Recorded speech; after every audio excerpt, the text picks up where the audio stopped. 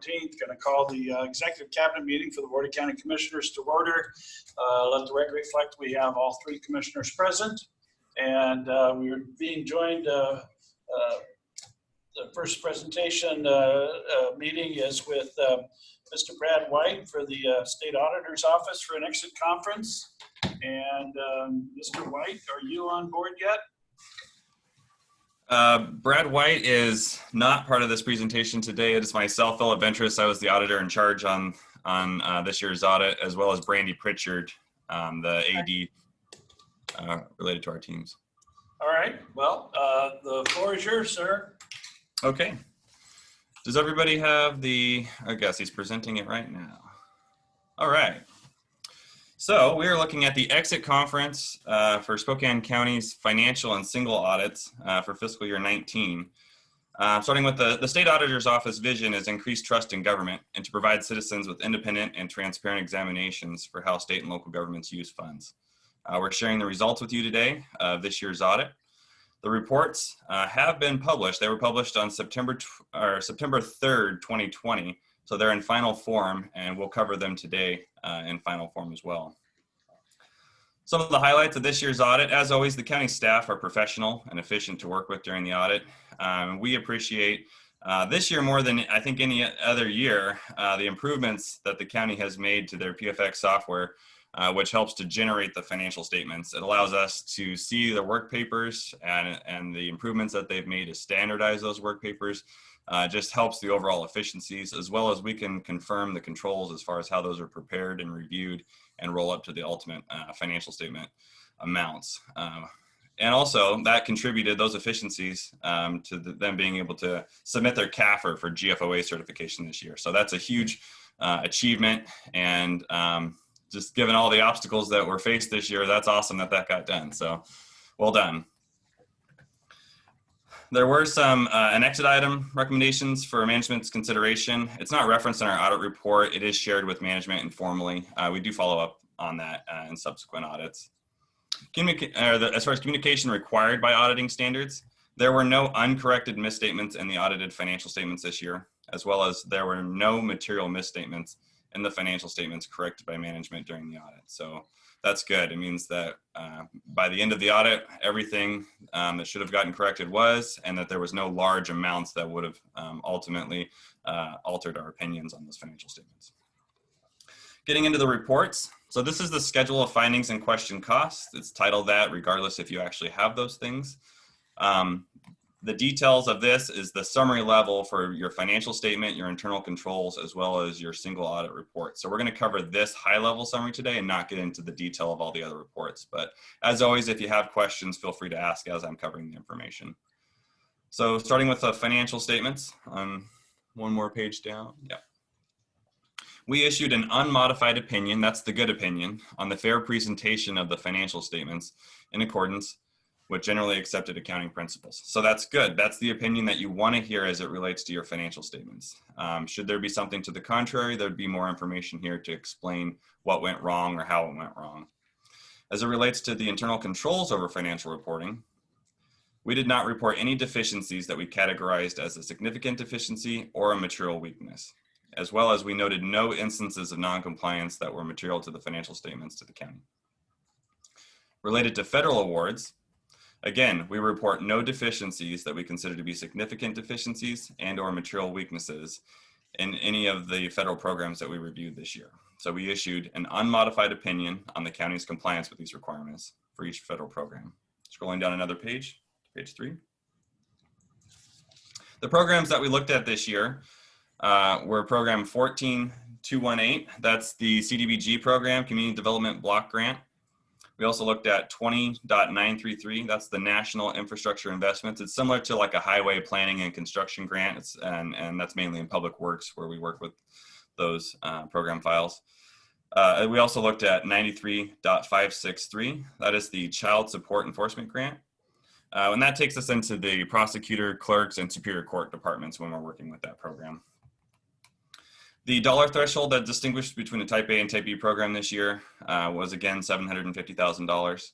That's pretty standard across the board, especially for entities your size. as well as the county qualified as a low-risk auditee under uniform guidance. So that's good. That means that you're not receiving, findings, you're turning your financial statements in on time. You're basically checking the boxes all down to where the federal government in their eyes sees you as a low-risk entity. And again, for financial statement findings, nothing to report and no federal findings to report.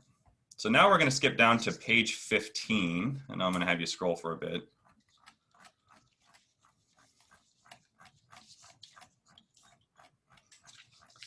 So what we're scrolling past is your financial statement, the full report, the full internal control report, and the full single audit report.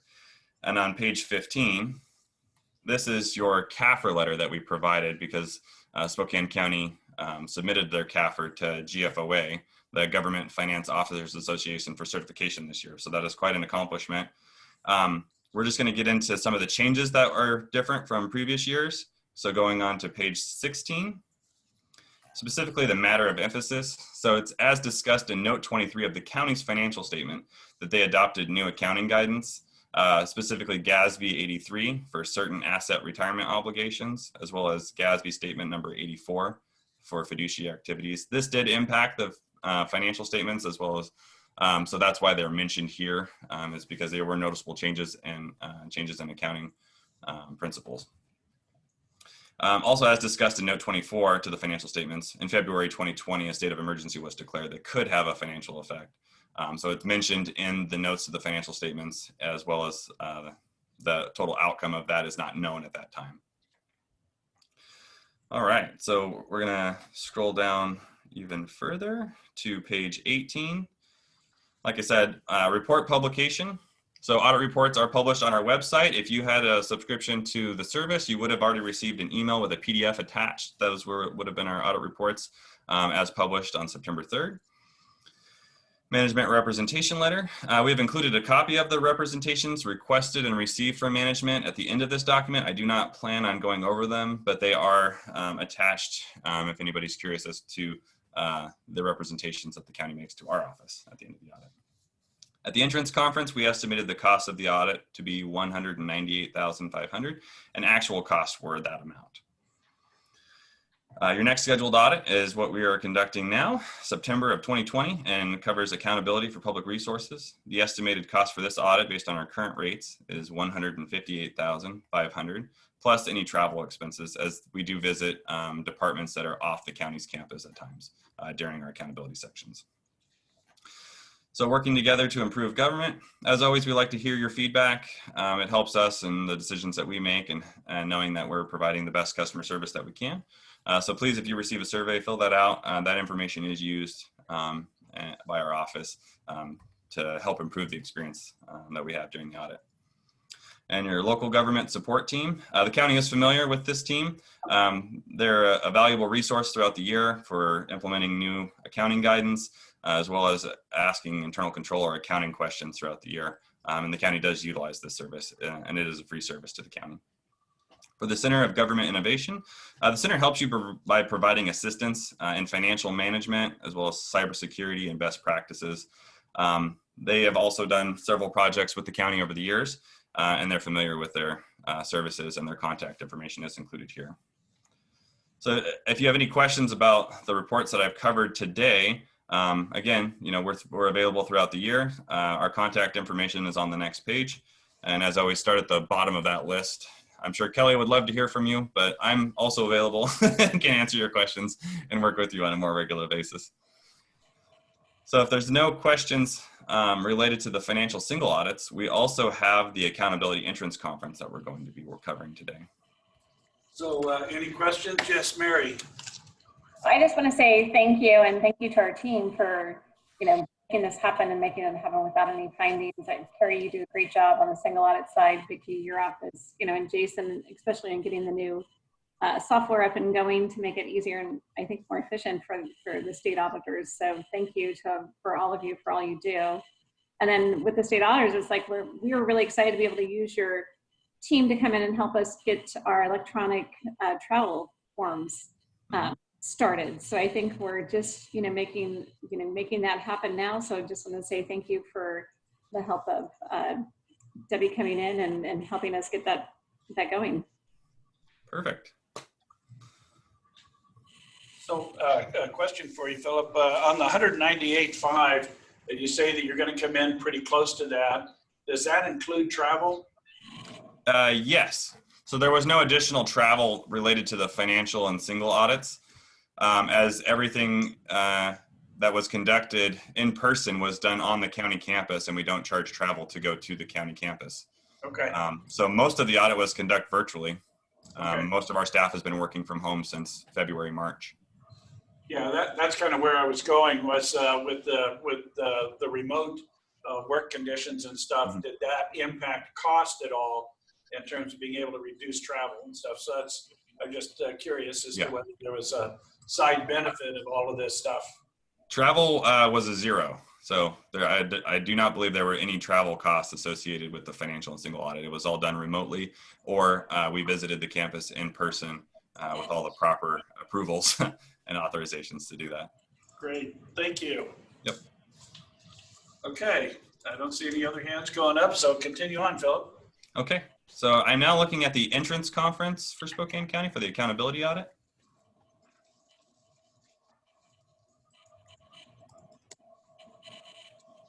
Yep. Can you guys see that? Yep. Yes. Can you? Okay. Okay, maybe my screen hasn't refreshed. Yeah, no, it's not showing up for us. Okay. We had it here, so. There we go. Okay. All Can you right. see it now, Mary? Yes. Okay. Perfect.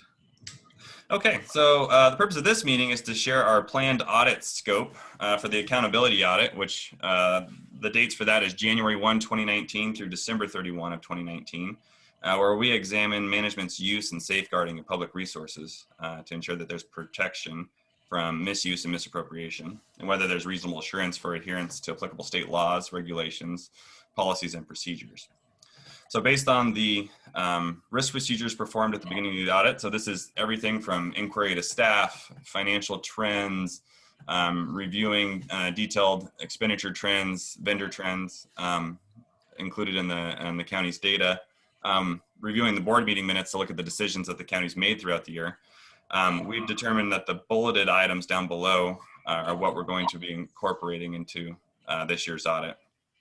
I'm only going to touch on a few of these. Some of them are, I think, self-explanatory, but we're going to start with accounts payable. So there's actually a few areas within accounts payable that we're going to be looking at. And the first one being electronic fund transfers. So this has been a statewide theme where we've had instances of entities essentially transferring money to the wrong person or to the wrong vendor based on essentially bad actors emailing their accounts payable people to try to get them to change bank account information. So what we're going to be focusing on in that section is looking at the county's controls, I believe in the treasurer's office, to ensure that when transfers are being made, electronic funds transfers, that they are verifying in more ways than one who they're actually sending the money to ensure that it gets to the right place. Because oftentimes, and what we've seen in the past, is this is not being covered by insurance when staff are making transfers to either personnel or vendors when the information was changed via an email request.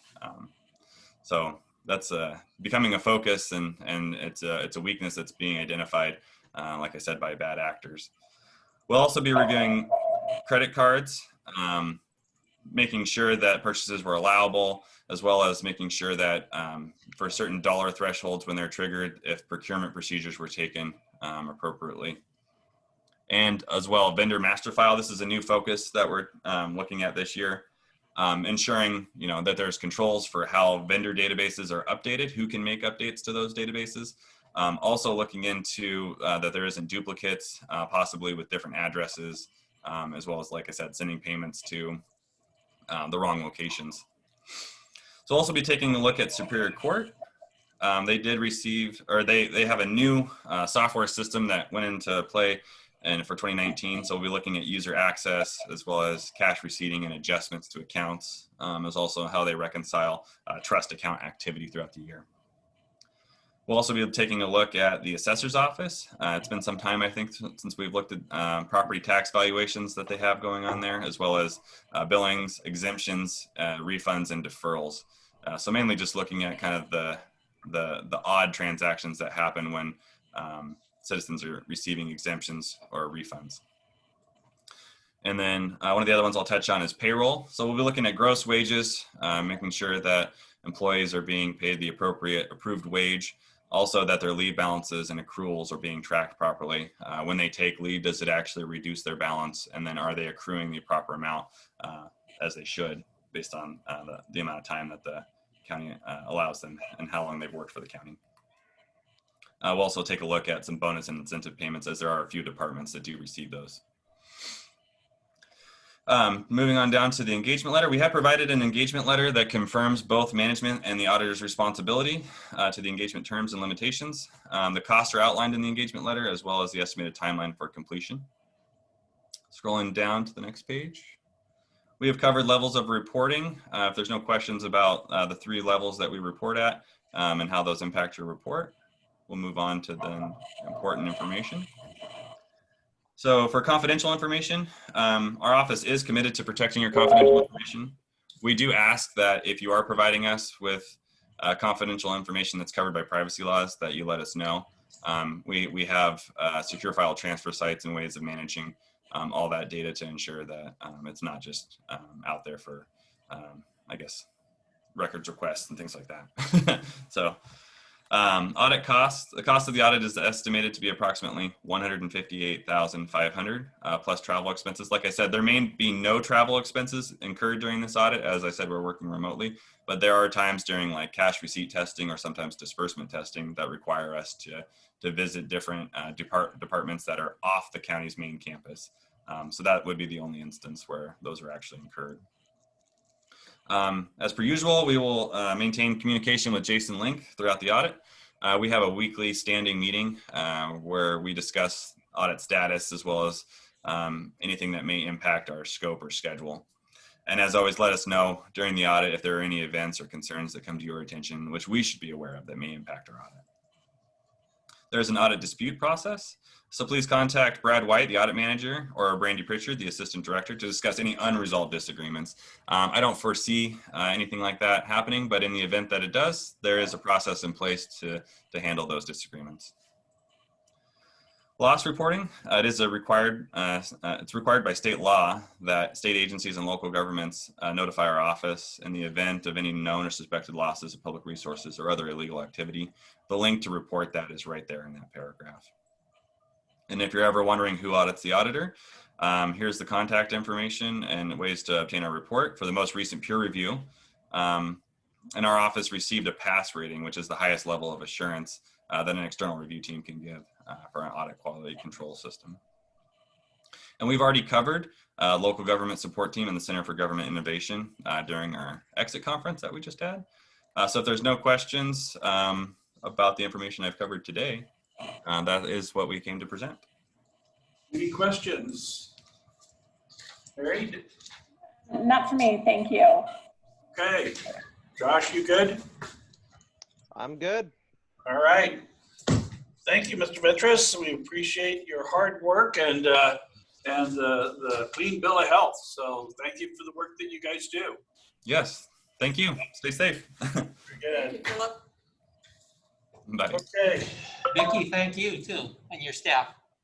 Well, a lot of it was possible because we made that purchase of the PFX software. If we had not had that, we would not have a finished audit at this point in time. So it was just fortunate that we were already moving ahead and already trying to be more efficient. So yeah, we lucked out. Okay. So next on our agenda is pretrial services, and Cheryl, you with us? I am. Great, thank you. The floor is yours. Thank you. Gosh, I'm going to start out by saying this is the first time I've done this, presenting from this platform, so this could be interesting. Well, I'd like to thank you for giving me the opportunity to talk with you about our department needs. And going into 2021, we put together a PowerPoint that I'm hoping will act as a bit of a refresher for the services that we provide and then outlines the basis for our needs going into 2021. And Gina said that she would help me with these slides. And so I think we'll just go ahead and get started. So the Office of Pretrial Services, we do provide critical services to help ensure the release decisions made at first appearance are supported by accurate information and that the folks that are released have the proper level of supervision. We're functioning as a regional office, providing services to all 3 courts. The funding for district and superior court comes from the general fund and has been supplemented with MacArthur grant dollars. And the funding for municipal court funded solely by MacArthur grant dollars. Our current staffing is 5.6 FTEs out of the general fund and then 6 FTEs funded solely by MacArthur. Next slide. The grant funding provided by the MacArthur Safety and Justice Challenge in 2016, as a region, we accepted the funding to invest in our criminal justice reform. And under that, the funding supported the regional pretrial services pilot. And again, that would provide service across the 3 courts, municipal, district, and superior, looking to assist in fairness, consistency, and confidence in the release and/or detention decision. And it also allowed our department to develop a felony diversion program. The funding that's strictly under MacArthur is due to expire at the end of this year. Next slide. So historically, prior to 2017, these are the core services that we provided and provided with our 5.6 FTEs, 7 days a week, 363 days a year. The felony first appearance evaluations, and those are done on all felony admissions into the jail. The misdemeanor first appearance evaluations, those are for DUI and DV admissions into the jail. Indigency screening for all county matters, and then felony pretrial monitoring prior to MacArthur. Next slide.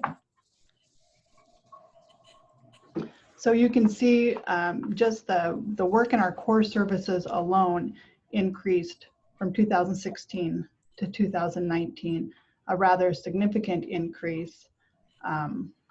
Off to the right there, you can see first appearance evaluations, 1,771 additional, indigency screening, 1,261, and then folks released to felony monitoring in 2019 as compared to 2016, increase 433 people.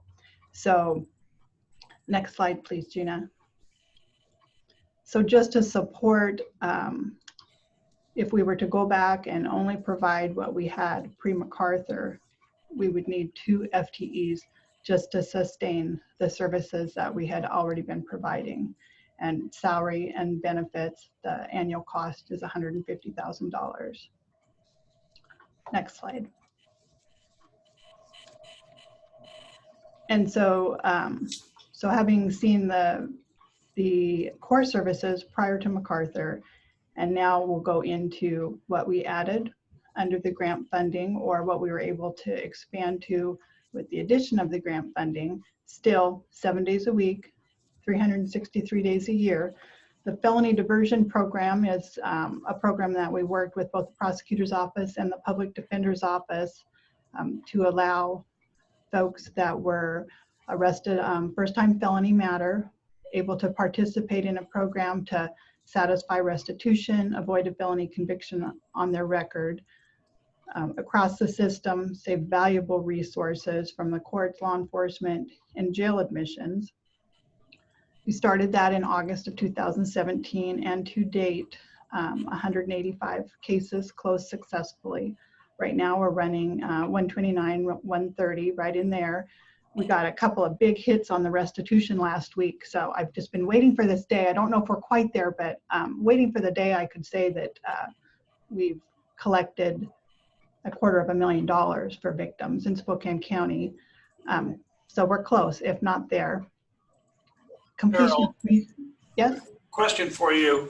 on the public safety assessment, you guys are doing the assessment tool. Yes.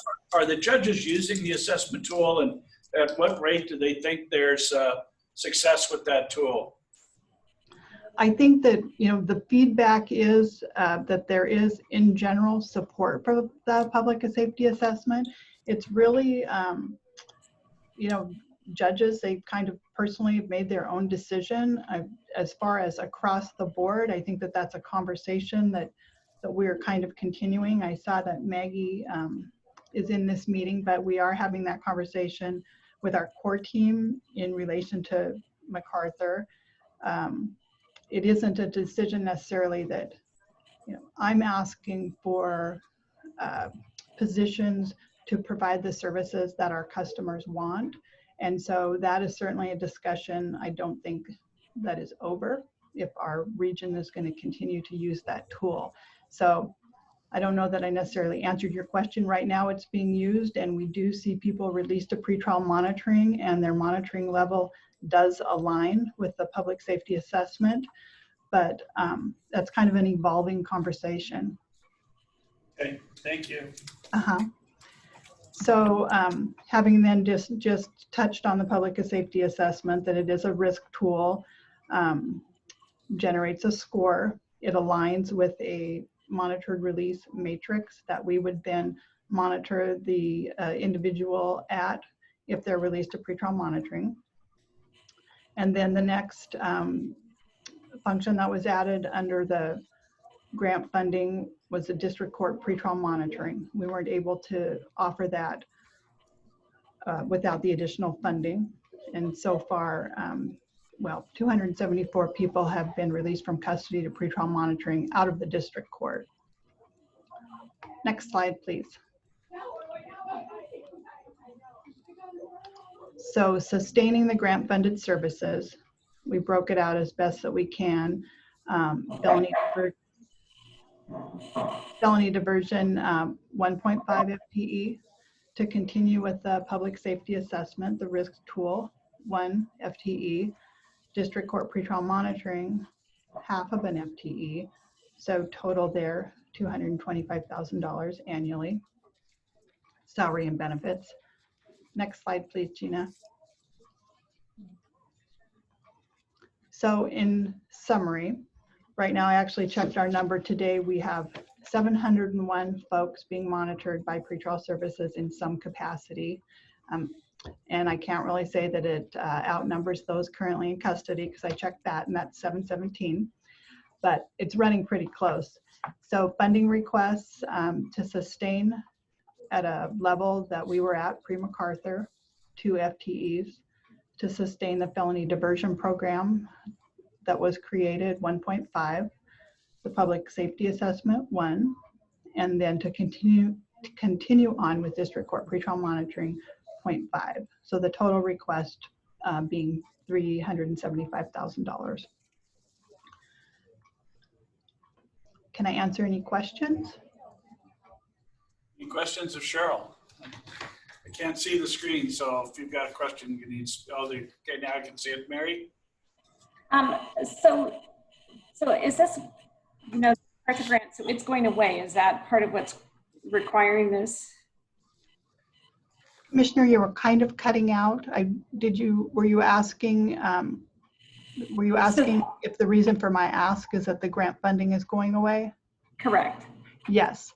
The grant funding, there is still an opportunity. There is a renewal grant being submitted, but my understanding is that the focus has shifted and there's less money to ask for. Focus has shifted, and so the priority isn't with the Office of Pretrial Services at this point. So with that then, because was it they doing measurements and ensuring that we were meeting what they were requesting? And so I guess I'm trying to figure out how we measured that and know that this is worth continuing. Sorry to interrupt. This is Maggie. I just want to add that Cheryl's answers are all what I would articulate as well. I do have some time with the board this morning after Cheryl's presentation to update you on sort of the limitations of the next grant application. So I'm happy to discuss that more with you and answer other questions that might fall outside of Cheryl's purview. I'm not sure if you have anything else you want to highlight on that point, Cheryl. Thank you for jumping in, Maggie. My printer just went crazy right behind me as Commissioner Cuny was speaking, so I wasn't really able to put together what that question might have been. So thank you there. So Mary, you want to ask your question again to make sure you got the answer you were looking for? Yeah, and if Maggie can explain it later, that's fine too. But under the MacArthur grant, and I wasn't, commissioner all along the way through this. So, but my thought was when I heard about it that there was measurements and there was things that they were wanting to have happen, and for us to see that those things were happening. And so I'm just trying to figure out if they're looking at not funding this any longer. So what were those measurements, and how did we do with, did we meet those or not? I think in the big scheme of things, one of the things, or one of the measurements was a reduction in jail population. And in hindsight, putting that on the shoulders of pretrial services was kind of a crazy way to phrase things. I mean, Maggie can speak to what the jail population is at now, because ultimately what we're doing and what we have been doing is providing a number of tools to be used in making a safe and sound decision, an equitable decision across the board, across the three courts, for the judge to make that decision. So I would say that, I would leave that at that and let Maggie then kind of expand on that with her time. Okay, and then I guess one last question is just follow up to what you just said. So if we're doing all these things, but it's still then up to the judge to make the decision, is that correct? Correct. Okay, thank you. Okay, Josh, do you have any questions? I mean, Commissioner Cuny asked the question I was going to ask. What metrics can you show us that actually show, the benefit or what we've received? And I mean, if it comes to if the original focus was to bring down the population in the jail, I mean, when I look from 2016 to now, I mean, there's been red light status many times. We've been at or near capacity. So, I mean, whether it's, keeping people out of the jail, I mean, can we really say that was successful over the last 4 years? Because, I mean, the jail, our two facilities, I mean, there's a cap. So as some people are coming in, others have to be let out, to I mean, as we hear the sheriff talk about the revolving door. So, I mean, was that a success in keeping people out when we've been at or near capacity for much of the time? And I mean, and to look at now with COVID, I mean, that's a completely different story, where individuals had to be let out because of the risk and of not being able to social distance. Just some thoughts.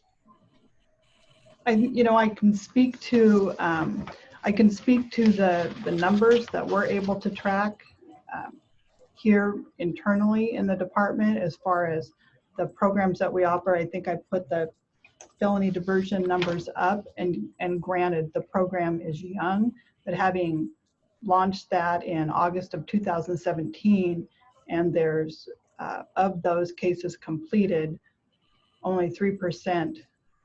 There's a 3% recidivism rate on a new felony post closure of those cases. As far as the felony pretrial monitoring, the appearance rates in court are excellent. And if you think, well, what does that mean? What does that matter? Well, if folks are appearing in court, then there's not a warrant issued, which then starts the cycle all over again. Same thing, felony diversion. With the limited number of court appearances required, there's limited opportunity to FTA, and that's what starts the whole snowball over again. as many things that can be managed outside of a courtroom successfully, that's an instant savings. Do I have the numbers to back that up? I don't. We have, as you can see, pre-MacArthur, 5.6 FTEs doing all of this work. So, we do the best we can to compile our own numbers in-house. But I know Maggie's got some greater metrics to share.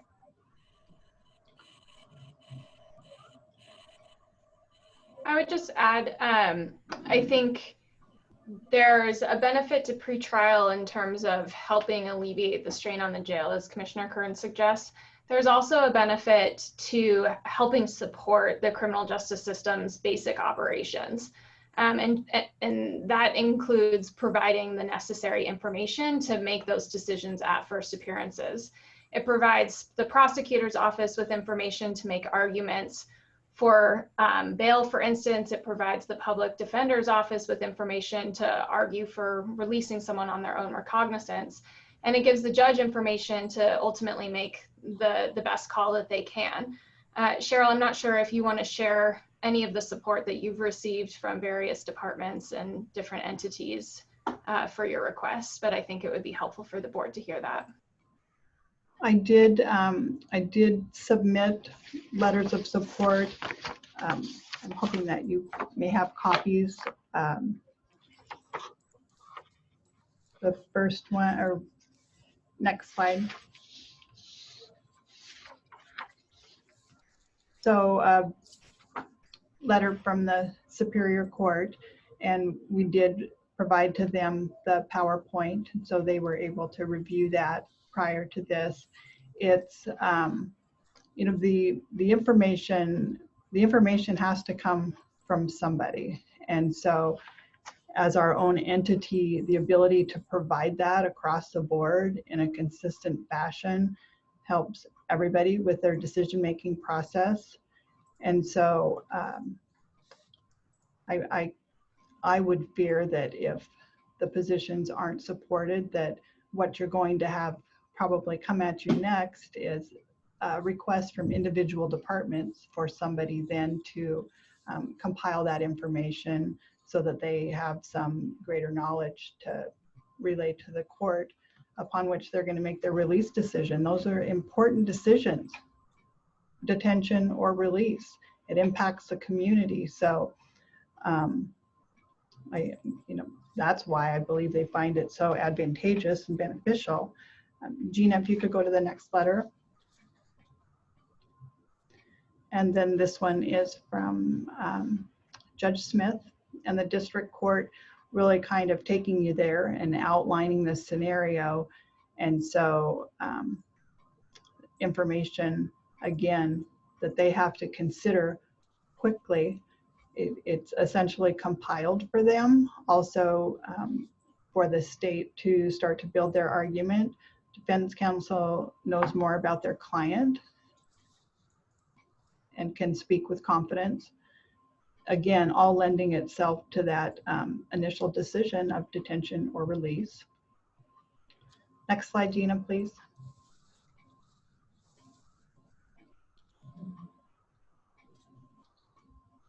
And then this one comes from the prosecutor's office, touching mainly on the diversion program and what their plans are. Even to right now, we do a post-filing diversion, which means the charge is filed first, and then the prosecutor makes the offer, and the person can then move into the diversion program that way. But this would be a pre-file program, which would save valuable time in the prosecutor's office filing the formal charge. So a lot of the work would be managed pre-file, again, saving those court appearances, saving the potential for a warrant, which then brings in law enforcement, brings in jail booking.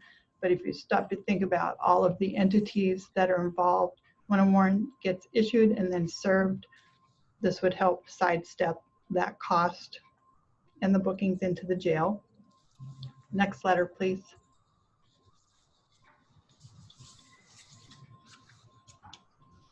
And then this one comes from Tom over at the Public Defender's Office, talking about the information that we provide to them as a basis and helps them have a step up when moving forward in representing their client. Thank you, Gina.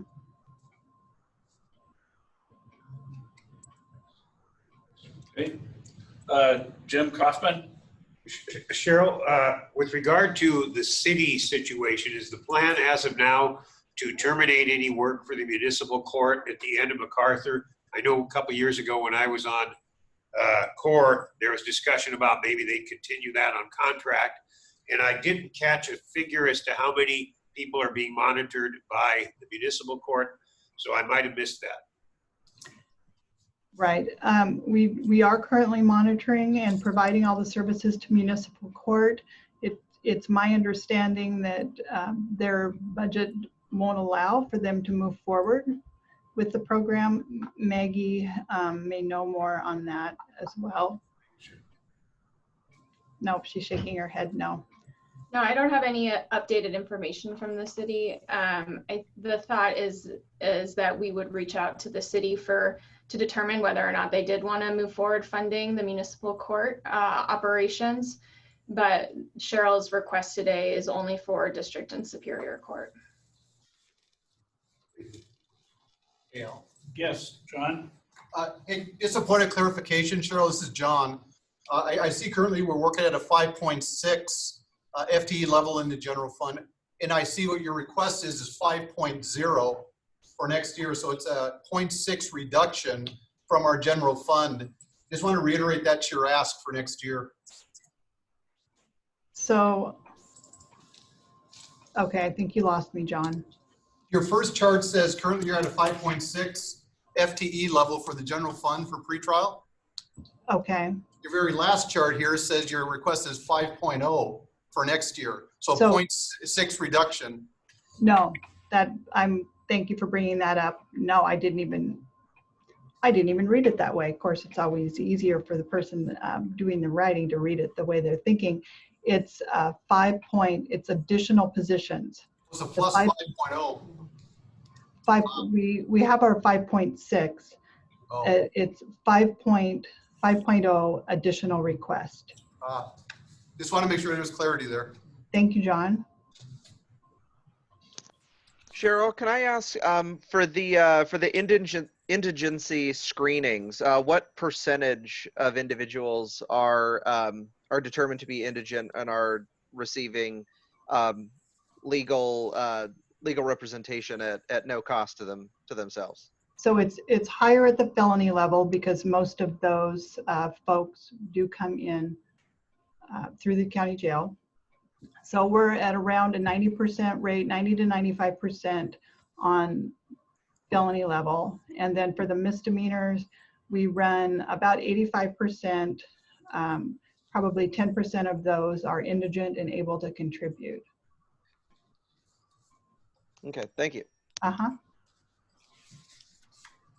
Okay, any other questions for Cheryl? Very good, thank you very much. Thank you. So that gets us to Ms. Yates. Great. Thank you, everyone. I believe Jean is pulling up the presentation that I have for you this morning. It's brief. It's really just to share with you some additional information in terms of our renewal application for the MacArthur Foundation Safety and Justice Challenge. As the commissioners know, we've been receiving funding from MacArthur since about 2015. We've submitted 2 subsequent renewal applications to continue funding. This last round was just about $2 million.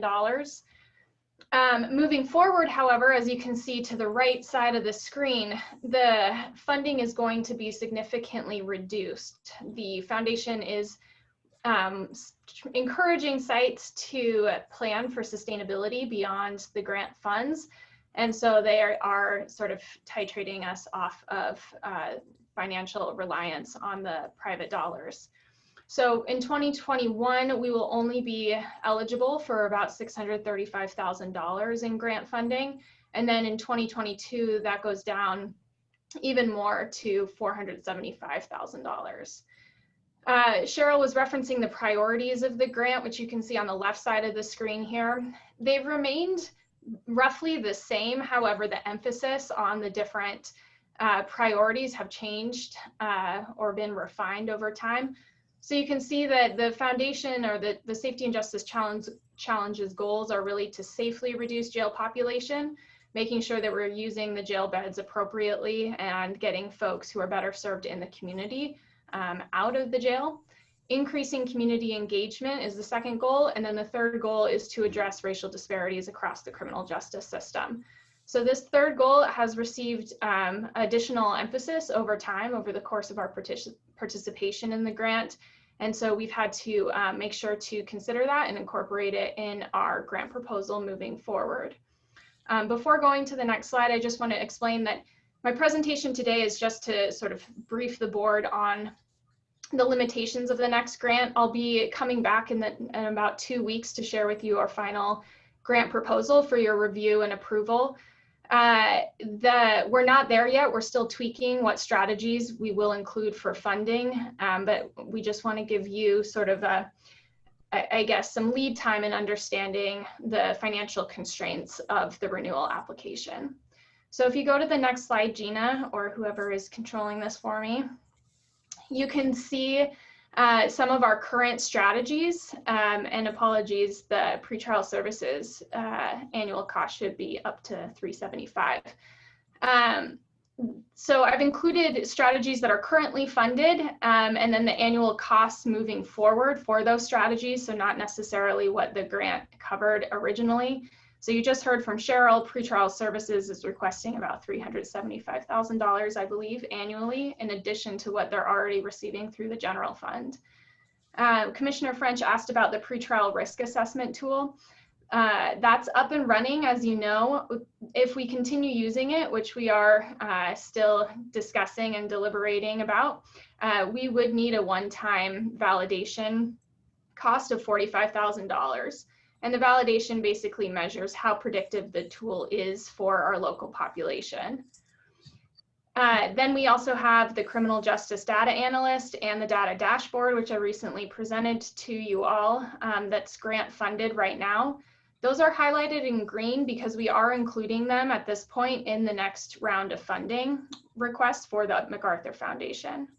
Then we've also funded implicit bias trainings, which are about $1,500 annually. And then a community engagement supplemental grant that received about $200,000 in 2018. That group that's leading the grant is led by community members, and they will likely have to ask for a no-cost extension because they haven't drawn all of those funds down.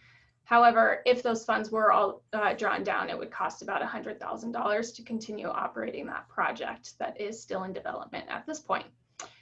So assuming none of these are funded by the grant moving forward, that would be over $600,000 that would need to be covered. And then if the data components are covered with grant funding, that would go down to about $485,000 or so. So we wanted to share this with the board as you continue navigating budget conversations for the upcoming cycle.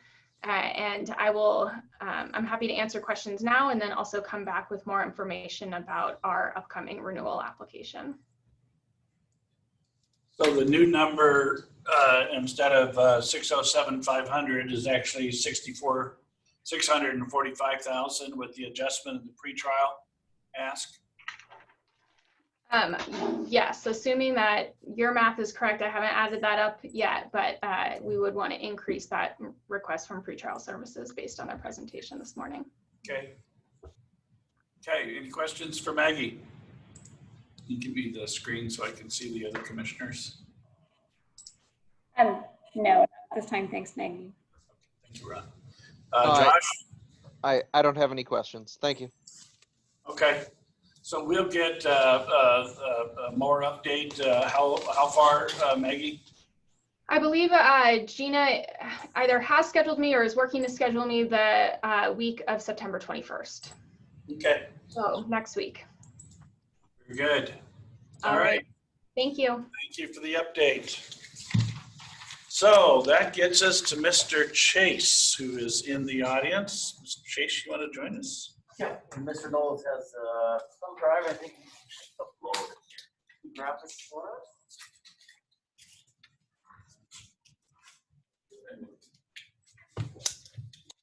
Ready? Can you pin it up my chair? This is application.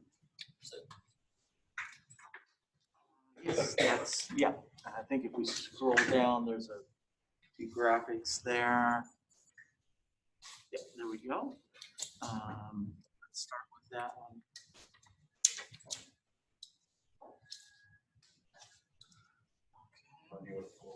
All right, got it. Oh, there's a PowerPoint. Okay. All right, I'll jump to that.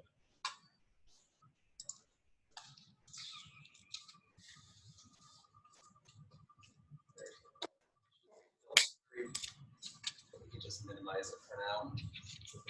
Yeah, I think we'll wrap up, we'll end with this one. And we could go back to that staff report.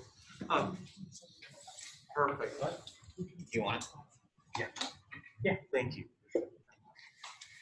Okay, thank You're you, on. Commissioners. This is so exciting to be here, actually. This is wonderful.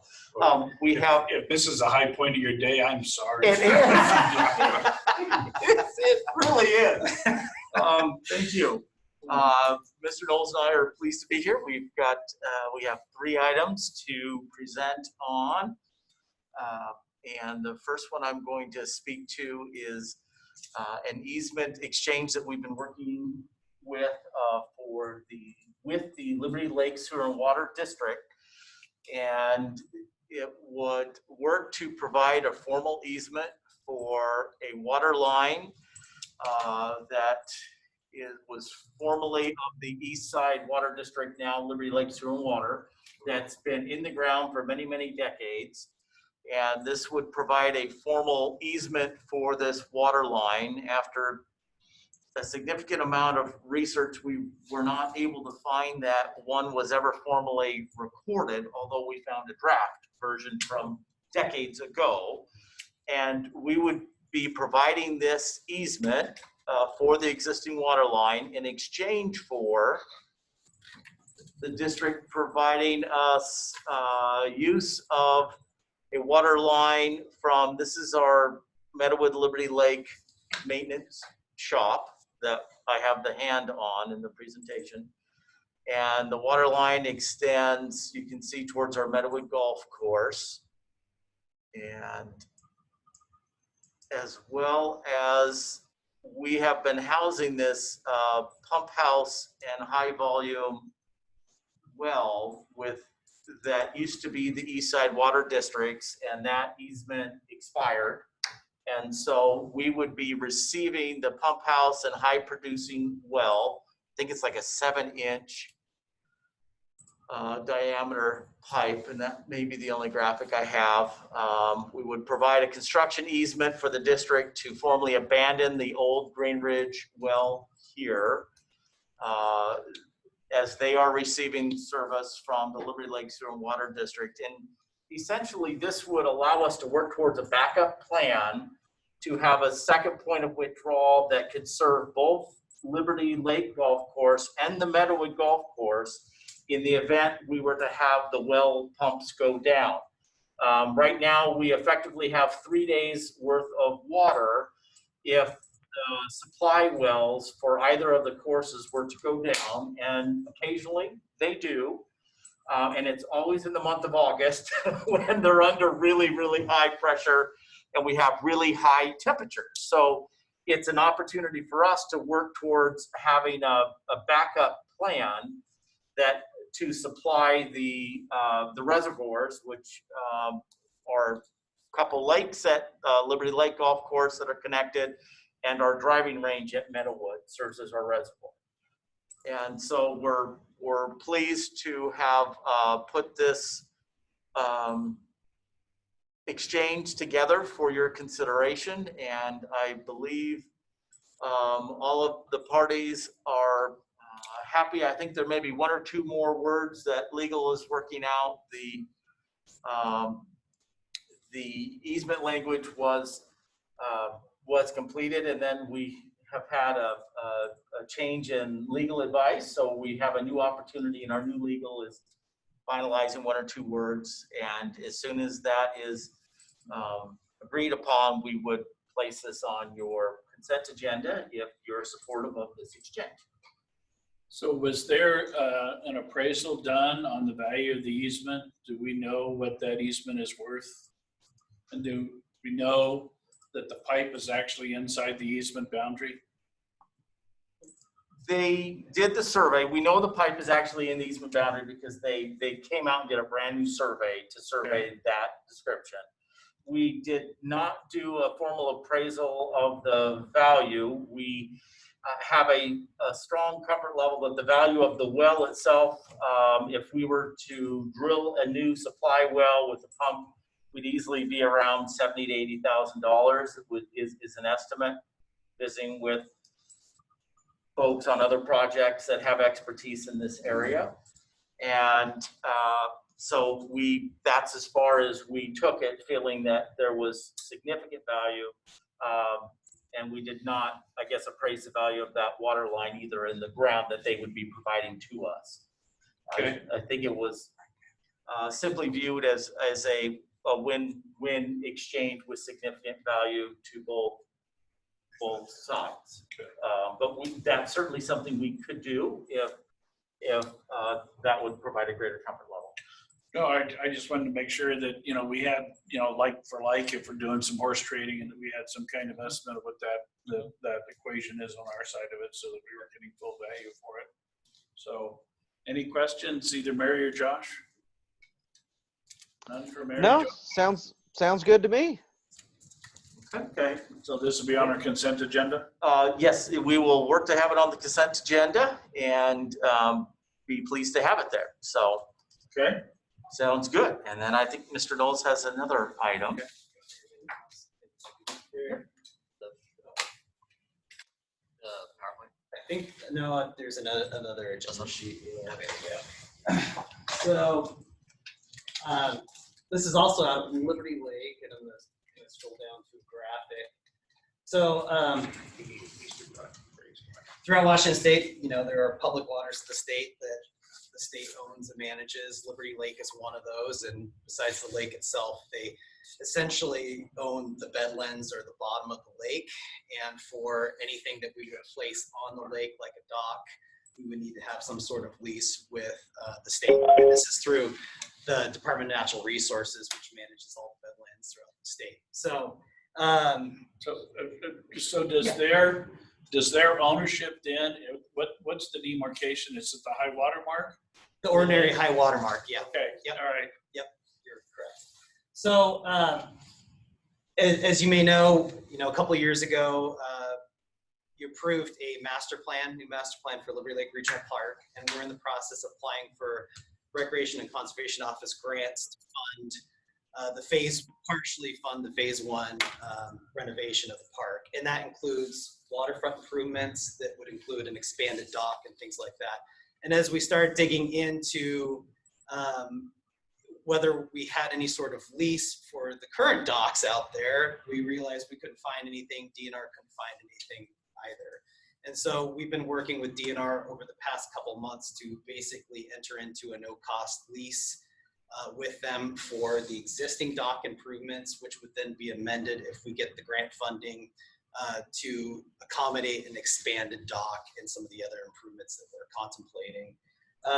This is a 12-year lease, which is their standard lease length. They won't go any longer than that simply because they want a chance every 12 years to update a lease.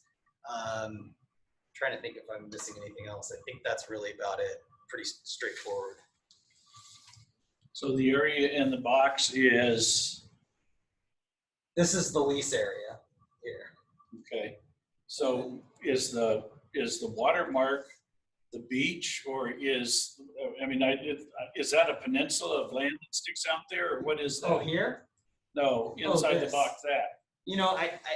I think that has come from decades of us placing sand there to augment the beach. Okay, So, all right, yeah. okay. If you have a graphic. Oh, I do have a graphic of kind of what we're looking at. So it's beach that's underwater. Yes. Correct. Okay, Correct. all right. And to float the dock over the top of Yeah, their land, it requires the permit or the approval from Okay. DNR.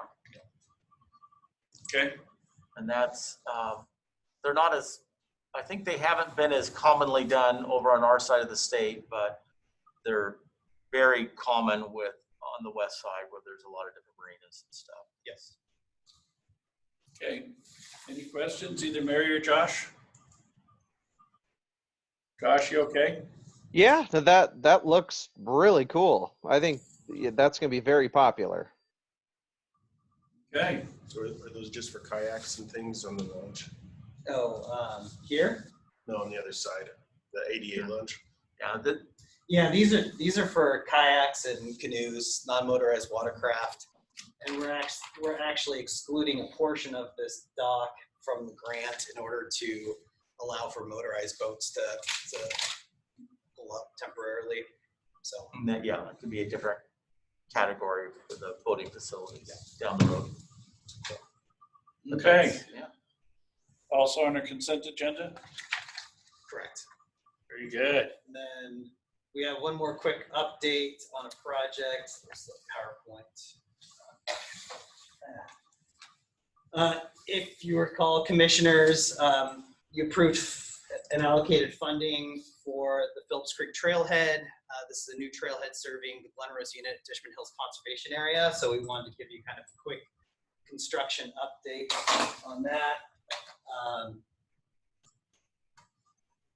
The Glenrose unit is outlined here in orange, 606 acres. On the west side, it's bordered by the Glenrose neighborhood. On the east side, by the Ponderosa neighborhood in the city of Spokane Valley. Ponderosa Elementary School is located right here, 2 blocks from the trailhead site. So as you can see here, yellow is kind of the existing trails. The trail goes off here onto an easement that is held by Dishman Hills Conservancy that allows for trails. Red is this new Flying L trail, which I'll get into here shortly. And then again, Glenrose Trailhead that we finished last year is here. And here's the Phillips Creek Trailhead. So back in February 2019, we presented this conceptual design to the neighborhood. We had a very well-attended open house with 80+ people there. Here's just another view of that trailhead and the conceptual design. And then this is back in May of this year, Red Diamond was awarded the contract. We began work shortly. Here's a shot of that project towards the end of June, looking up. And then again, towards the end of June, starting to take shape. And then here is, I don't know, about a week ago, with it mostly finished at this point. The contractor is going to come back in mid to late October to basically apply the hydro seed and some landscaping install. But essentially at this point, we've opened it up for public use kind of under a soft opening because we're still taking care of some signage and things like that. But all in all, it turned out great. And we've gotten really good feedback on the trailhead so far from the neighborhood. Here's another shot of that, what that looks like now. Is that the webcam there? Yeah, up on the pole. Yeah, here's looking out towards the neighborhood. So over this whole COVID thing, you know, it kind of was supposed to put a damper on our volunteer trail construction because you couldn't have large crews go up and work. And a lot of the organizations we work with basically said, nah, we're not doing organized volunteer trail work parties. So we worked with Lynn Smith with the Mountaineers to basically flag out this 2.2 mile long trail that would connect in with the existing trail system back in early March. And individual trail volunteers have basically been going up over the last couple of months and just putting in time on their own to build this trail. It's pretty, it really is amazing just to see. So here's that trail continuing up the hill. as it winds up eventually to its connection with existing trail here. Here's another shot looking east. And then here's Lynn Smith, the super volunteer, doing a COVID safe ribbon cutting, I suppose. But it really is just mind blowing that individual volunteers went up over the last couple months and built, 2.25 mile of brand new trail. And it's gorgeous. And so far, the feedback from the public has just been great on this. So I think that's it for the PowerPoint. Yeah, and I think we're hoping to check in and see if there was any, at one point we were excited to do a ribbon cutting and that's not really an option now. So I think we were looking forward to, of course, updating you on a successful project that's winding up and seeing if there was any interest in any type of formal recognition, in any way, shape, or form. So why would we not be able to do a ribbon cutting on it this year? Oh, I think we can. It would just be what form that is in, and that's why we wanted to check in to see if there's still an interest in that. Yeah, because we were able to do one for the medical examiner facility, and we managed that fairly well. It was outdoors, and this would be outdoors and stuff. And so I guess I would like to have you explore, doing something that would be out there at the facility that we could do outdoors and stuff. I mean, it wouldn't have to be, maybe as grand as the one we did by Glen Rose, but I think there should be some celebration. I mean, it looks like a great facility and a great asset for the taxpayers. I mean, I don't know why we wouldn't want to try and promote it in some fashion. So, but anyway, yeah, Mary? No, I say, I think it'd be great. I know Fishman Hills Conservancy is already talking about it. I've had nothing but great things that people have said. I think I was at the neighborhood meeting, and everybody was really excited about it. So I mean, it's so far I've heard just great positive comments. So no, very excited.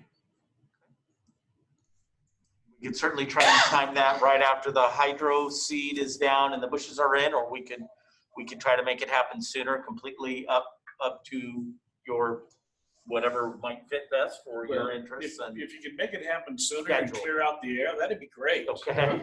Okay.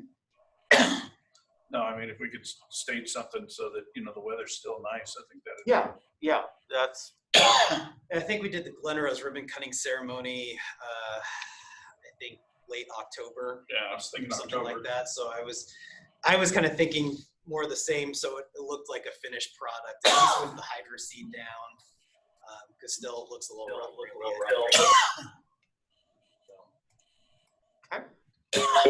We can coordinate with Jared on that, and would be happy to do that. Great. No, and just thank you for getting it done. And I think, like I said, I think people are really excited. So. Yeah, thank you for your support on the project, and we're excited to have it come together, regardless of other challenges out there in the field. This has been a really good project, and it's perhaps runs smoother than every other we have cooking right now. So it's always nice every once in a while when one comes together the way you thought it would. Yeah. All right. Okay. Very good. So then that gets us to Wendell. On the line with this. Thanks, Doug. Thank you. Yeah.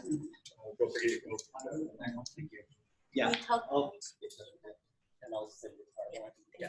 Just base it up with the Glen Rose. Yeah. Or just model after that.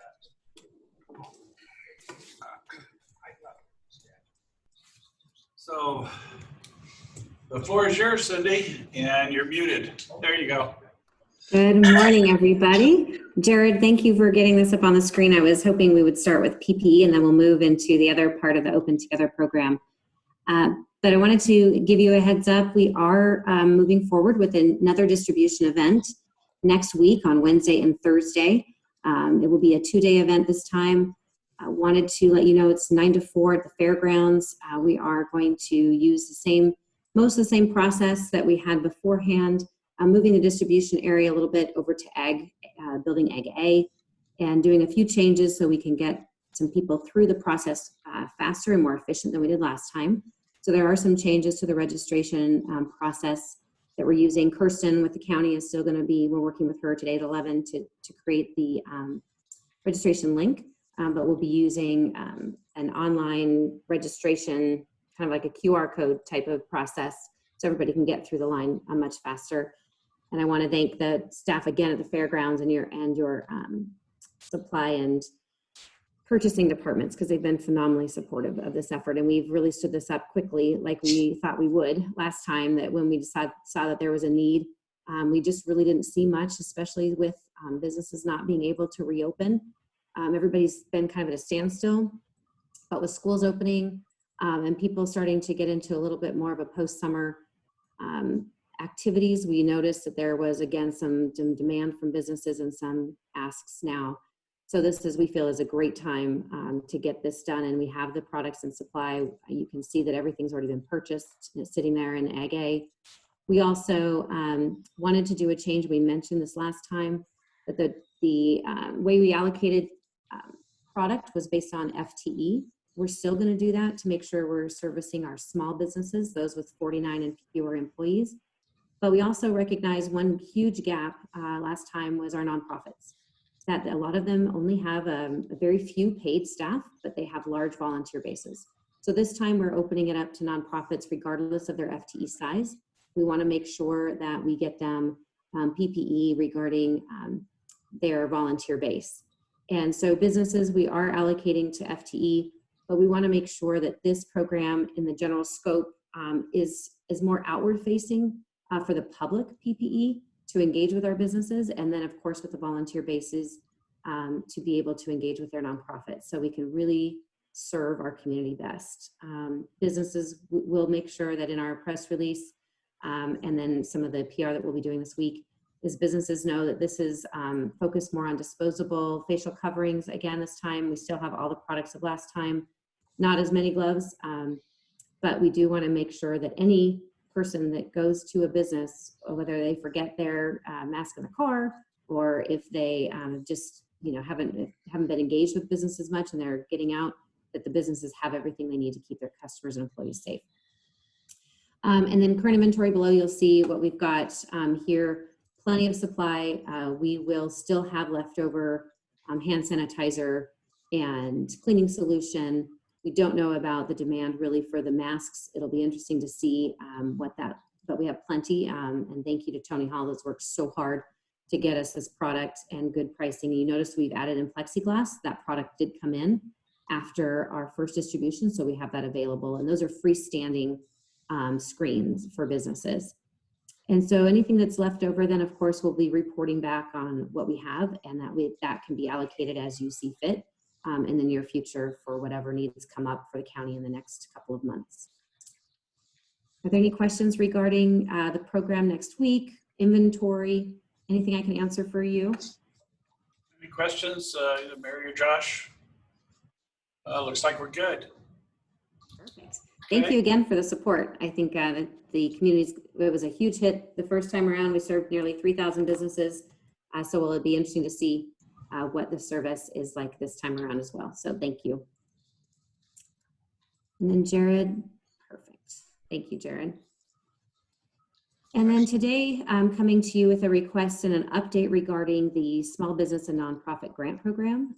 So we've completed our first round of application reviewing. As you can recall, we did open it up for another second round of application requests. We were really close to the 10 million mark, and we just didn't know whether or not we would be over that or quite under it because of either any ineligible applications. So we did open that up, and we received nearly $1.6 million in additional requests in those 4 days. So I'm coming to you with this information regarding what we have spent already and what we can anticipate spending in the second round. In the first round, the way we reviewed these applications was basically to fund everybody that was eligible. We had some basic eligibility questions regarding their data formation, whether or not they agreed to the public disclosure rules regarding the CARES Act and how their names may be public because of public records requests. We wanted to make sure everybody was aware of that. And then also regarding, in the spirit of the CARES Act, their COVID-related expenditures and what they were telling us was their financial impact. Really, but the only reason people were ineligible was either an answer to an eligibility question or if there just really wasn't any financial, as far as an audit perspective, there wasn't really any financial need or impact from COVID. And so we anticipate most of these applications, again, like we saw in the first round, being eligible for funding. So I'm coming to you with two options. One is we look at the second round of applicants, and there are 170 applications. We have $310,000, a little over $310,000 left over from the first round to apply to these applications. So we either pick the 30 or 40 that we can deploy a different type of review process to the second round and pick out the top or the strongest 30 to 40 applications and fund only those.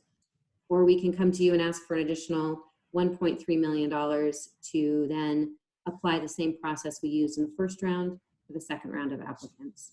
And basically just look at basic eligibility factors and financial impact of COVID numbers. So again, the total request is about 1.6, but if we apply that 310 left over, the total funding amount is 1.342 million in funding requests. Regarding, there will be some ineligible applications. And so I am rounding that down a little bit to a total amount request of $1.3 million to fund the second round of applications. And we will start reviewing those. We've got everything ready to set up and start reviewing this afternoon, depending on the process we're going to use. Okay, any questions for Cindy? Mary, Josh? Yeah, I think just wanted to double check. So basically what we need here, what you're asking for is an additional 1.3, which gives us 1.6 for the second round of people that respond. And then that fully funds that.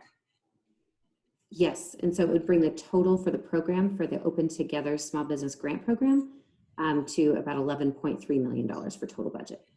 Okay. Versus the 10. Okay, great, thank you. And, I was gonna say, I have to say, I've heard nothing but great things and we've been so excited and so happy. So, so we're able to make this happen together.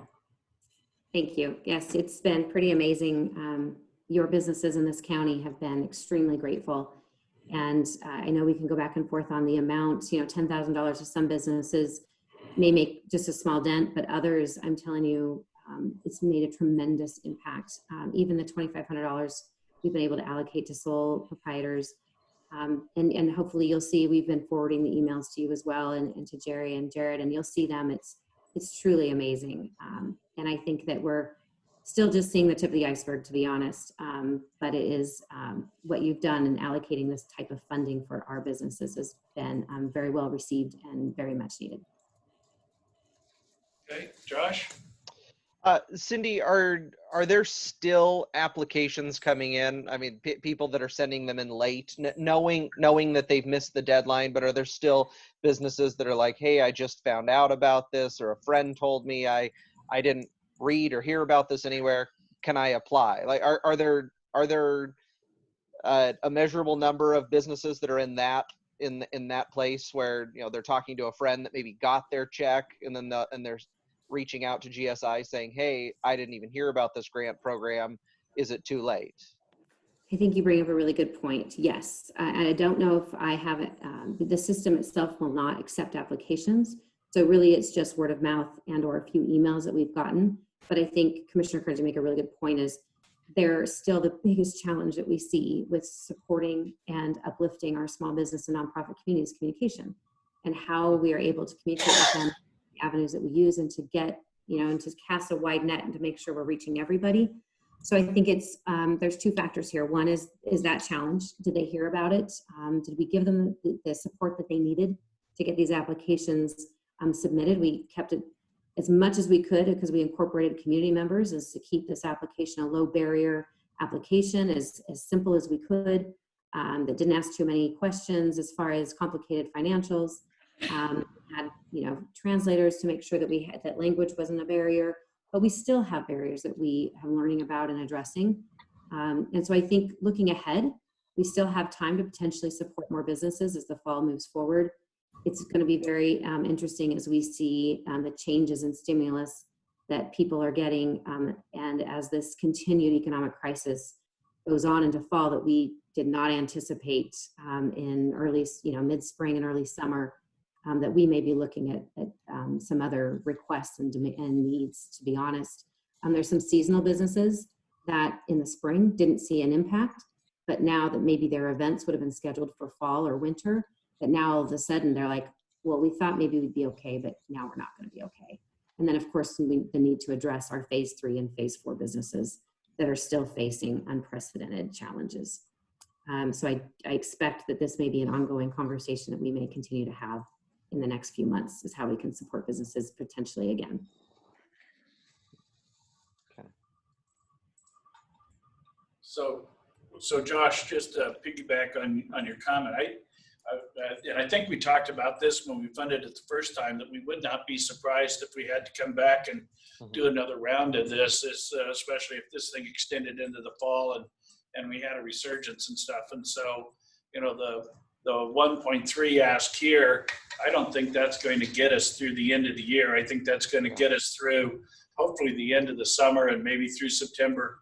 But as school gets back into shape, back to class and stuff, I think we're going to end up with another round of this probably in November to try and get us through the end of the year and stuff. So I would not be surprised that we'd be confronted with something similar to what we did the first time, with another request of between $5 and $10 million to help businesses get to the end of the year, and also help us finish out the funding cycle to make sure we get all this money distributed into the community to help it get to the end of the year. So anyway, just my thoughts, and then kind of recircling back on our earlier conversation.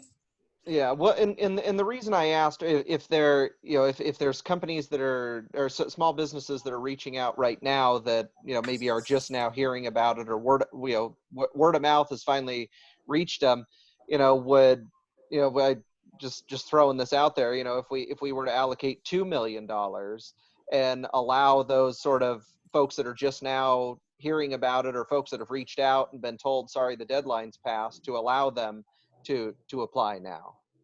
I mean, is that need there, or is that need not there right now? It's an interesting, to think about whether we open it right now and see what the demand is, or if we wait, at least 4 weeks. There's always Commissioner Kurtz talking about taking advantage of a situation now where the word is out and people are talking about it, versus waiting again and having to kind of start fresh with marketing and PR push and word of mouth. I'm not seeing a tremendous amount of emails coming in with the requests. I'm monitoring the GSI inbox and the phone messages. In Innovia, I meet with them every day about what they're hearing. So curious to know if you have heard anything coming from your constituents in the county. We can certainly do some more asking around to see what is out there, and to see whether a sooner than later program makes more sense.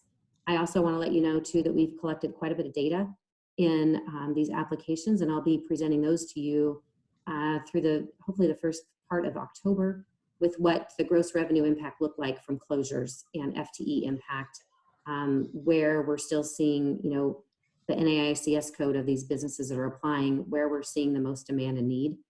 So that information will be interesting to kind of pull out as well, to look at potential new funding round and when the timing. You're still going to see most of the impact into the top 3 and 4 categories of where we're seeing unemployment claims. And those businesses, of course, are still seeing significant impacts, full closures still. And as we get into wintertime, we're going to see even a tremendous impact again on some of our hospitality, food and service, and those industries as well. So Josh, I appreciate what you're saying, and I agree with you. I was wondering, what would you think about dumping it to 1.5 for now, and then tracking it, and then we know that we're going to come back and revisit this you know, the question is when and how much. So, you know, whatever we do now, it's not going to be the end of it. We're going to end up doing another round. So what would you think of that? You know, if we opened it up, well, sorry, Commissioner Kurz, if we've closed the period, and so to be a transparent and equitable process, I'd really either want to open it up and do another large push and do some significant funding to it. So we are able to give every business the opportunity to, you know, open it up for another 2 weeks for application period.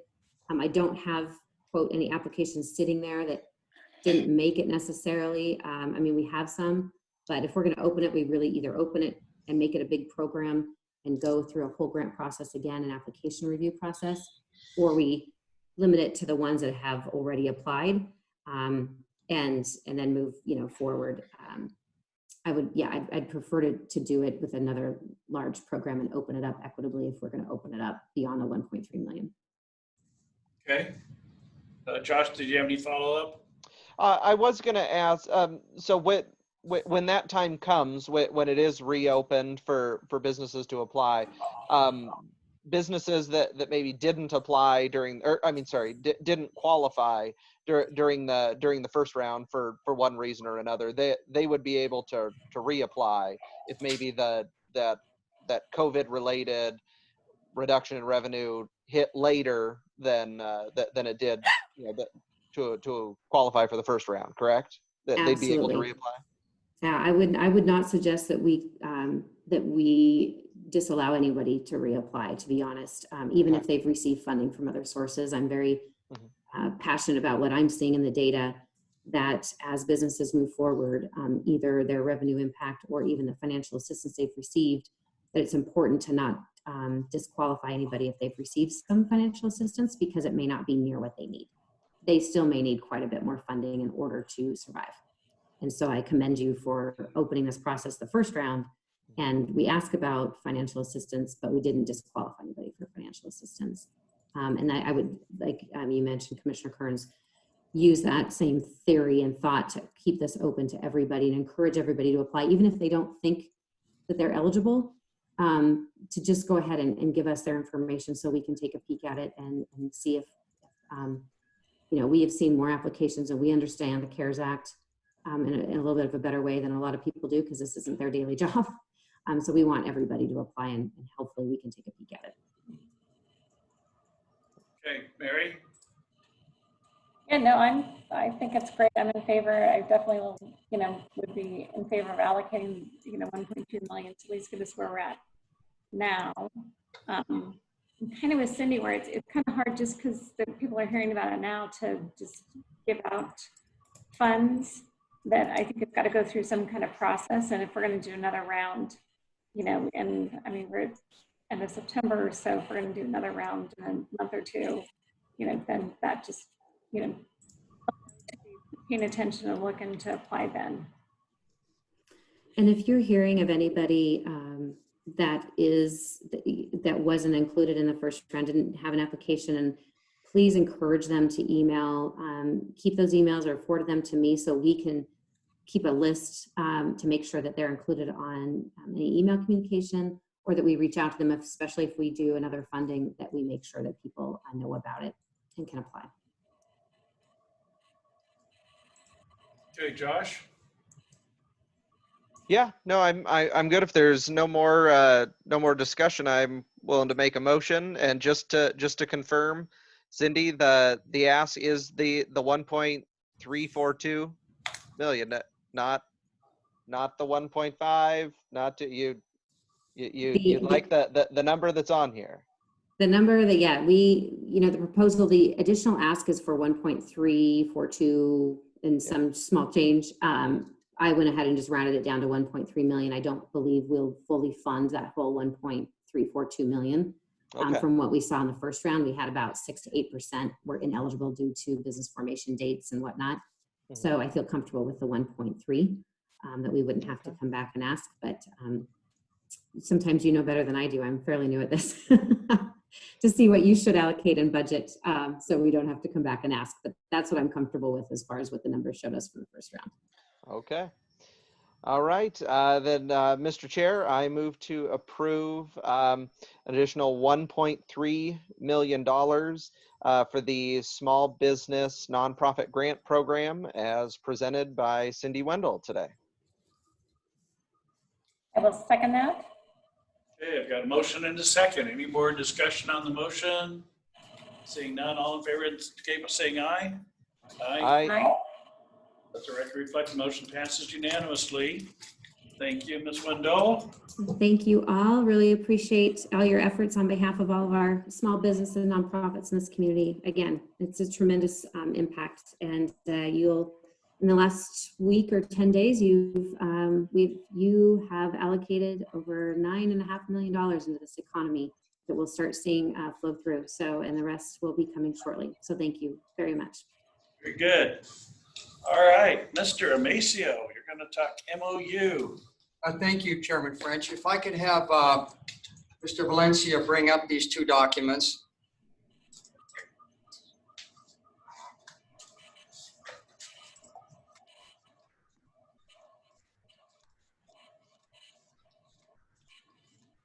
And I'm going to hand out, if I could, Commissioner French, if I could, I think you've got a copy of this, but I'm going to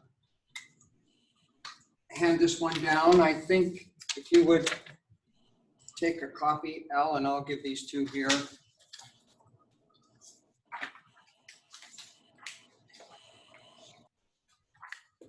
And here's the second one, Commissioner French. If I could have you pass that one down, and I'll pass these out.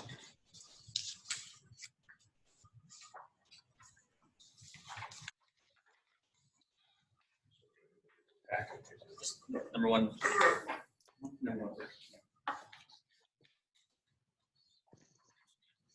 Chairman French, CEO Gimmel asked me to bring these two memorandums of understanding to the board's attention this morning. The first one I'd like to talk about is to Wes Crago, the city administrator. If I could have the board look at that one, and of course, Mr. Valencia has it on the screen. Some background on this. This is a memorandum of agreement between Spokane County and the city of Spokane. As the board knows, we've executed 3 interlocal agreements with the city of Spokane regarding the establishment of public development authorities. The public development authorities established between the city and the county provide for the sharing of various revenue sources between the city, the county, and the public development authorities. One of those revenue streams is sales tax. In order for the entities to determine the sales tax distribution, Spokane County prepared a software program in conjunction with the Department of Revenue. Additionally, Spokane County is responsible for calculating the amount of sales tax revenue allocated between the Public Development Authority, the city, and the county, respectively. The cost of preparing the software system, which the county, through its IT department, developed, is about, if you will, around, and we're not sure, somewhere in the round neighborhood of possibly $20,000 or $30,000. The cost to administer the program on an annual basis is unknown, but the county budget manager and the city budget director have determined that it costs about $2,400 per public development authority a year. And so what they've determined is that an allocatable share would be $1,200 to each entity. So the first MOU in front of you, board members, is an MOU between Spokane County and the city, where the county agrees and that they will continue to monitor the software program which we've established.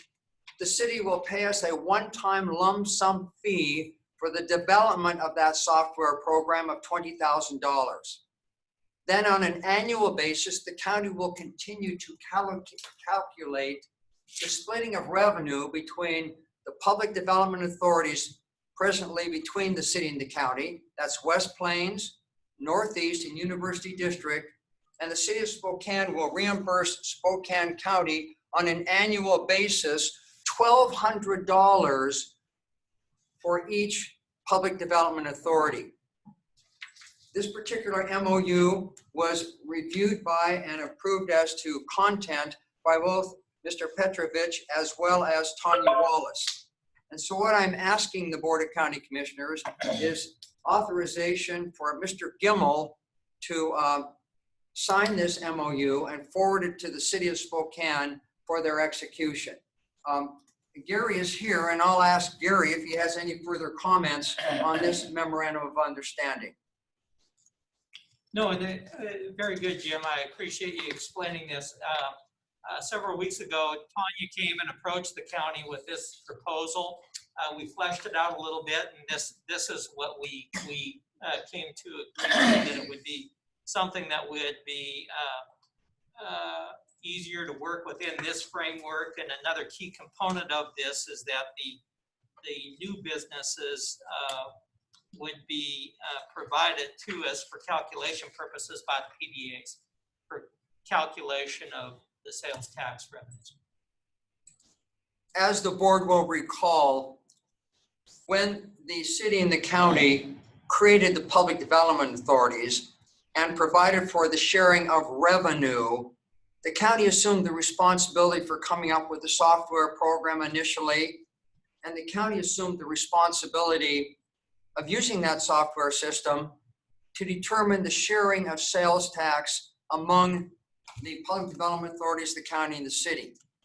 We did not talk about the county recouping its costs in conjunction with those responsibilities. This MOU, which Gary and Tanya have prepared, allows the county to recoup its initial costs, the city paying $20,000, and then the city agrees to reimburse us on an annual basis $1,200 per each public development authority. And the reason we've come up with these figures, board members, is technically when Spokane County created the software system, we did not keep track of the time and the effort that we undertook. So I think Gary and Tanya felt that this number accurately represented apportionately 1/2 the cost for the development of the software program. Additionally, we don't want to be bogged down with keeping track of our time as we move forward to allocate these resources. And so Gary and Tanya came up with the figure of $1,200 per PUD per year to perform the sales tax revenue sharing. The MOU, of course, contemplates that it could be terminated on 30 days notice, and it can be amended at any time should the parties feel they'd like to increase or reduce these respective costs. Also, the agreement indicates that if down the road, there's another, if you will, public development authority created, the parties will sit down and they may adjust, if you will, the annual cost that Gary and Tanya come up with. Okay, any questions for Jim or Gary? Not Mary? Jim, I think, so with the University District PDA, they're paying the full amount, correct? It wasn't a split amount. Excuse me, Commissioner Keeney, may I have you state that one more time, please? Sorry.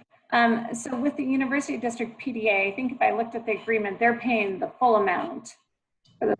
We're not part of the sales tax structure of it. That is correct at the present time. The University District is treated a little bit differently because of their revenue sharing agreement. That is correct, Commissioner Cuny. Okay, I just wanted to make sure. I saw the numbers there, and I just want to make sure that that's your understanding as well. Thank you. Commissioner French, my ask is that I have a motion from the board authorizing CEO Gimmel to execute this MOU and forward it to the city of Spokane for action by the city manager.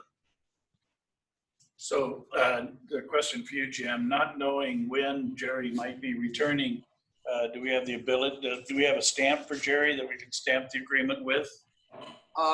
You know, we do not have a stamp. To the best of my knowledge, Commissioner French, I deliberately didn't have it signed by the chairperson of the board. What I could have it signed by is John Dixon, the COO, and I put his name as the signatory, Chairman French, if that would be acceptable. Okay. Yeah, I'm just looking for, don't want to hold up the agreement, while Jerry's out. So that was the only concern. Mary, did you have another comment? No, I'm good. Josh, how about you? You okay or not? Yep, I'm okay. Okay, you want to make a motion then? All right. Somebody want to help me with or pull the document back up so I can Or Jim, do you want to read state the the intro? motion again? Or Jim, if you just want to state it for me. Yeah, Jim, why don't you just state what you want? You want the document here? Certainly. The motion you might consider, Commissioner Cairns, is a motion to approve John Dixon, the county COO, executing a memorandum of understanding between Spokane County and the city of Spokane dealing with sales tax allocation and the sharing of costs with regard to the administration of the software program used to calculate that. Okay, so moved. Second. Got a motion and a second. Any more discussion? Seeing none, all in favor, please indicate by saying aye. Aye. Aye. And Chairman Thank you, Mary. So motion passes unanimously. Chairman French, one more short memorandum of understanding. You're on a roll. If I could have Mr. Valencia pull that up. As the board will recall, some time ago, the domestic violence, there was a consortium of the prosecutor, the city of Spokane, and the YMCA jointly formed a domestic violence unit. And at the time it was formed in 2006, and later on, it was housed in the Spokane Regional Health District. And at the time it was housed there, there was an agreement between the city of Spokane, Spokane County, the Spokane County Prosecuting Attorney's Office, and the YMCA as to who would provide equipment and who would provide services in conjunction with the domestic violence team. Spokane County and the city of Spokane relocated the domestic violence team from the Spokane Regional Health District to the YMCA building. When we relocated the domestic violence team to that building, although the parties had an agreement to allocate the cost of the rent to the YMCA, they did not have an agreement that allocated the expenses between them with regard to equipment, ITA services, etc. Recently, the prosecuting attorney's office relocated its domestic violence team from the Y, and now it's in the Broadway Center building. Staff discovered that we needed an agreement between the YMCA and Spokane County because the YMCA still has equipment that belongs to Spokane County, which they are using in their domestic violence team, and we have no record that outlines that. Additionally, certain of this equipment has to have software licenses, and it has to be serviced by IT, and we had no documentation indicating that those expenses would be picked up by the YWCA. So based upon that information, I prepared an MOU. The MOU is between Spokane County and the YMCA. The MOU allows the YMCA to continue to use equipment identified in that document in conjunction with their domestic violence program.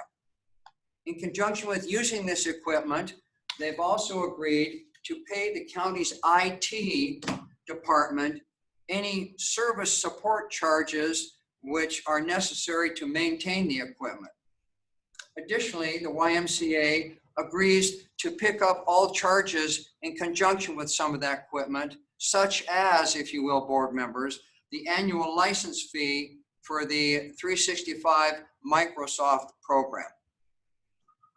Although I've prepared this document, board members, at Mr. Gimmel's suggestion, I have not shared it with the YMCA yet. I wanted to meet with the Board of County Commissioners to be sure you felt comfortable with me sending it to the YMCA Executive Director for her review and consideration.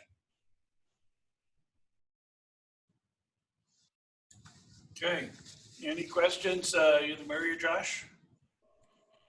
Yeah, so Jim, have they been paying us, even with us having somebody up there, have they been paying for these things, or how did that work? Commissioner CUNY, you asked a good question.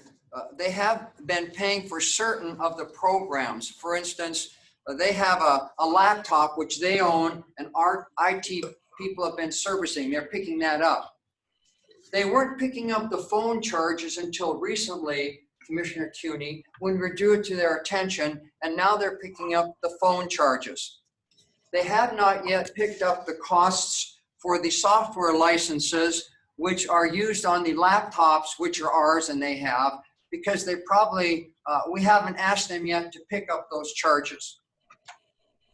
So, and answer your question, certain of the charges, Commissioner CUNY, they have been paying for. Other charges they haven't. And the reason they haven't yet is because we really haven't asked them to pick up those charges, in all fairness to them. Right. And so does it say what the cost of these charges are going to be or something? No, Commissioner CUNY, you ask a good question. The charges change quite a bit. And so under the MOU, it basically says they will pay the charges which are billed by the county IT department, and they will bill them out on an annual basis. And so, Commissioner CUNY, I thought about putting that terminology in there, but they are flexible, and under the particular document, either party has the right to terminate it within a certain time frame. So I felt with that language in there, Commissioner CUNY, that the YMCA would feel comfortable with signing the document. The YMCA has been very cooperative when we've drawn to their attention certain of these financial issues. And I think it's just because we dropped the ball when we moved from the health district into the Y building for not reducing these particular items and costs to writing. Okay, so do we have a general idea of how much this year it's going to cost? Commissioner CUNY, I do not know. I think the software licenses, I for some reason, my memory serves me right, they were around, yeah, $350 a piece for the software licenses that are on the laptops that are ours that they use for their domestic violence services.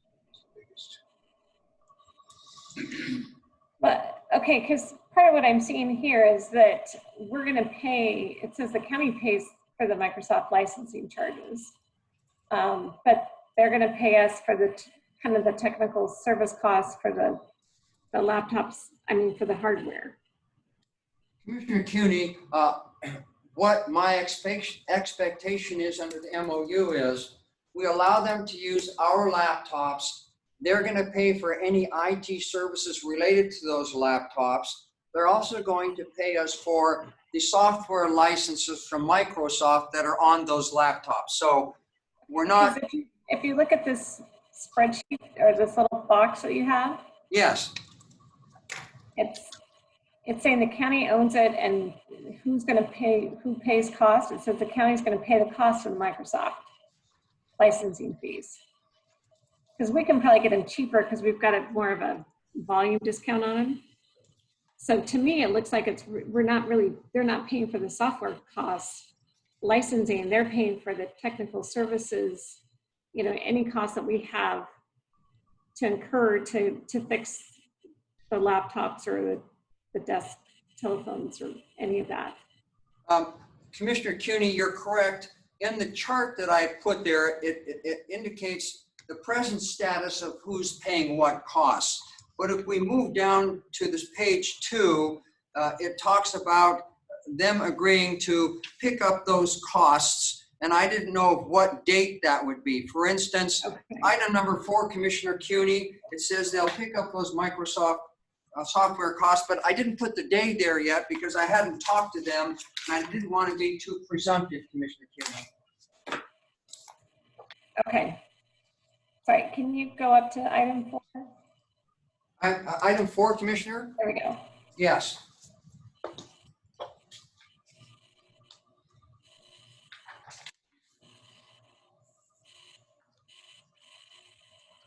Okay. Okay, thank you. I just was trying to figure that out because the way it was.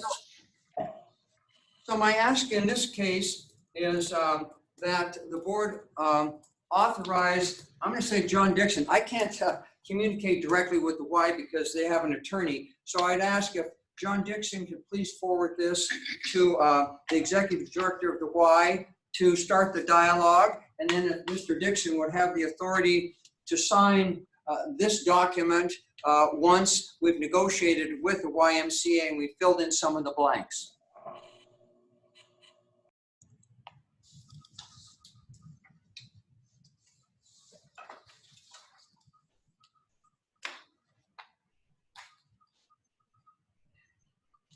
Any more questions, or if not, then chair's open to a motion. Mr. Chair, move to approve and authorize COO John Dixon to forward this proposal to the YWCA for review. I'll second that. Okay, we've got a motion and a second. Any more discussion? Seeing none, all in favor say aye. Aye. Aye. Aye. Let the record reflect the motion passed unanimously. Very good. So we are now going to go into executive session for the purposes of talking about pending and potential litigation. The first session will run for approximately 15 minutes. Will include Mr. Bartel, Mr. Knezovich, Sheriff Knezovich, and Mr. Milkey. And then at the end of that executive session, it will be followed by a second executive session where we will be joined by Alexis Lundgren. And will there be anybody else as part of the executive session other than senior management staff and the board?